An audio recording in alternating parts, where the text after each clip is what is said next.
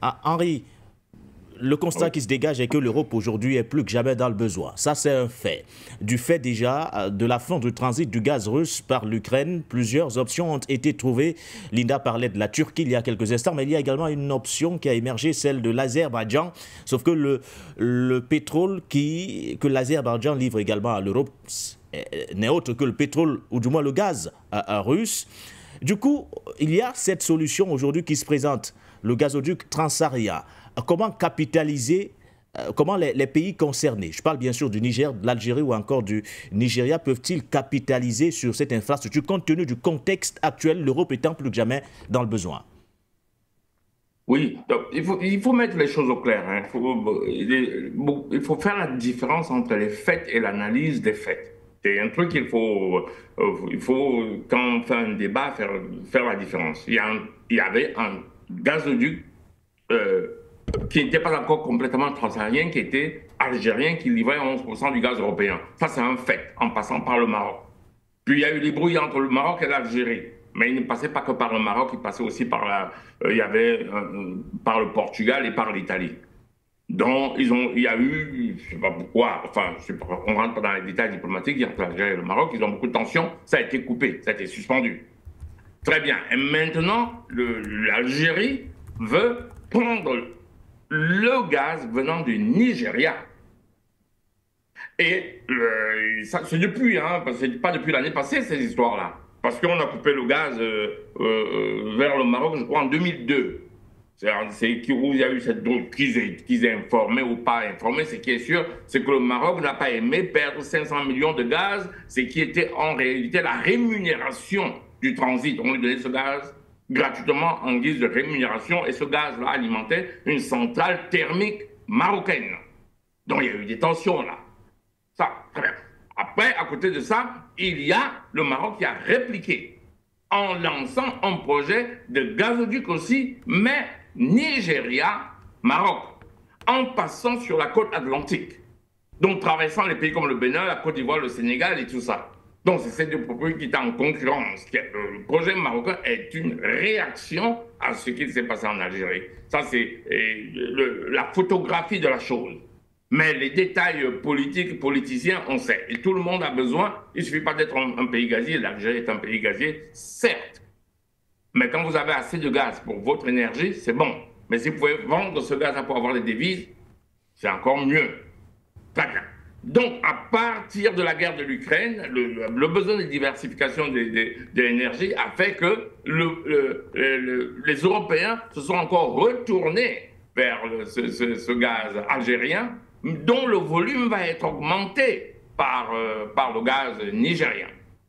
Et tout en sachant que ce gazoduc-là va passer par le Niger et qu'il y a des tensions, et on a discuté ici des tensions entre l'Algérie et le Niger sur le terrorisme. Et je vous avais dit que tous ces problèmes sont liés par ça.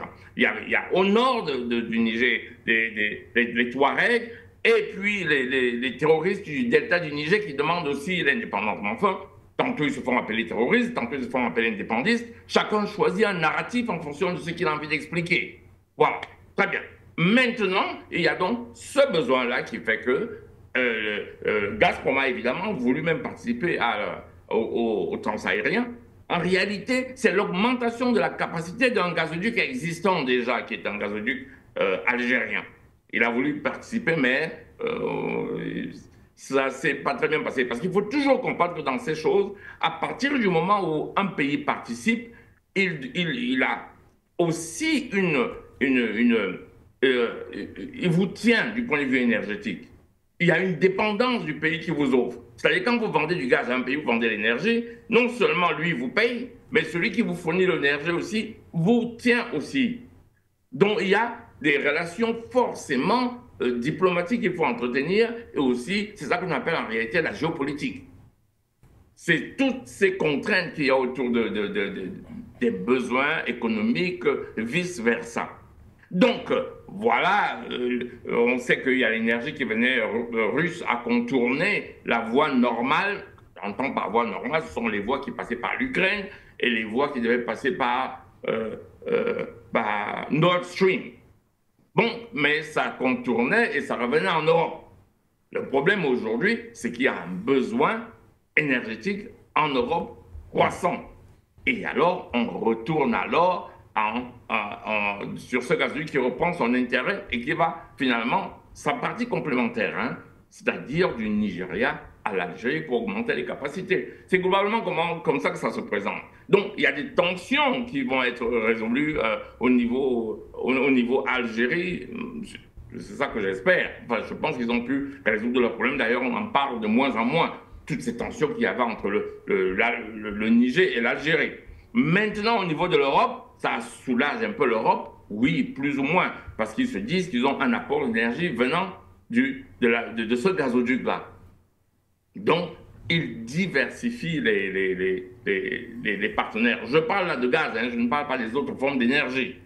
Donc, en Europe, ben, c'est déjà un peu mieux. Mais je pense que l'Europe a un problème d'énergie manifeste. Parce que soit ils se retournent vers les États-Unis où l'énergie coûte cher, soit ils se retournent vers la Russie, mais les États-Unis ne veulent pas cette grosse dépendance de l'Europe vis-à-vis de la Russie, qui rend la Russie puissante en réalité. Soit alors, il y a aujourd'hui Donald Trump qui arrive, qui dit bah, écoute, moi je vais augmenter mes droits de douane. Vous comprenez le gros problème? Les droits de douane qui augmentent alors que eux, les Européens, payent déjà plus cher l'énergie, vous augmentez encore les droits de douane. Qu'est-ce qui se passe des produits européens aux États-Unis, qui est un gros marché européen, surtout pour l'Allemagne? Les produits vont devenir très peu concurrentiels. Alors, ils essaient de retrouver l'énergie. Ailleurs, ils essaient aussi de délocaliser. Vous vous souvenez du débat qu'on a eu pour les investissements de la France, 100 millions d'euros, je pense, en Éthiopie. Et l'Allemagne avait fait la même chose. L'Allemagne avait même promis de délocaliser sa production de voitures, de créer une chaîne en Éthiopie. Vous croyez que c'est pourquoi? Mais c'est pour baisser les coûts, parce qu'il y a augmentation des coûts de l'énergie. Comme ça, les voitures allemandes seront encore compétitives. Donc c'est un peu globalement comme ça qu'il faut regarder la chose. Chacun est là à la recherche de son intérêt et chacun essaie de ne pas être bouffé par l'autre. Si j'ai répondu à votre question, vous me le dites, sinon vous pouvez préciser la question. Merci Henri. Alors, quelque chose à ajouter rapidement, Linda, avant d'évoquer la République démocratique du Congo? Écoutez, je viens de vous envoyer, par exemple, le dernier article que je vous ai envoyé, il date de 2020. Il y a un article qui date de septembre 2021. C'est un vieux projet et il était question de couper le gaz au Maroc. Ça n'a rien à voir avec la tension diplomatique, ça a à voir avec l'Union européenne. Par exemple, l'usine Renault qui construit au Maroc, quand l'Algérie en 96 a accordé ce privilège au Maroc, en contrepartie, cette usine devait se construire en Algérie. Les Français n'ont pas construit, il y a d'autres projets comme ça. Et ils ont tout emmené au Maroc quand ils ont eu l'énergie gratuitement. Les Algériens sont patients, on est là, on est en train de construire un pays, on n'est pas en train de jouer. Construire un pays, ça va sur 100 ans, 50 ans, c'est des projets qui vont à long terme. Donc les Algériens ont attendu et puis après ils ont coupé le gaz, non pas pour le Maroc, mais les sociétés qui sont au Maroc, c'est des sociétés européennes et l'agriculture qu'il y a au Maroc est destinée à l'Europe. Donc l'Algérie a puni la France, elle a puni le Maroc, elle a puni tous ceux qui n'ont pas respecté les accords qu'il y a eu. Il était hors de question que l'Algérie continue à donner de l'énergie au Maroc. C'est ça qui a fait l'évolution du Maroc. Aujourd'hui, on voit très bien les problèmes qu'il y a au Maroc, il n'y a plus d'énergie.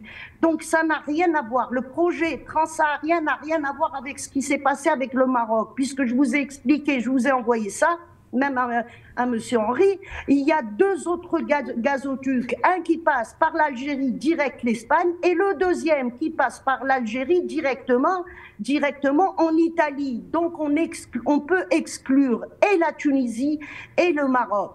En plus, l'Algérie a fait des concessions, c'est-à-dire qu'on ne prend pas d'argent comme le faisait le Maroc ou le fait toujours la Tunisie. L'intérêt de l'Algérie, c'est quoi? C'est de sécuriser le Sahel qui nous coûte très très cher et sécuriser aussi les pays voisins et en finir avec l'histoire du terrorisme dans le Sahel. Donc l'Algérie aussi, elle a un intérêt qui n'est pas pécunier et qui n'est pas gazier, mais c'est plus par rapport à la sécurité du pays et la sécurité du continent. Nous sommes tous dans le même bateau. Quand il y a le terrorisme dans le nord du Cameroun, il se propage ailleurs.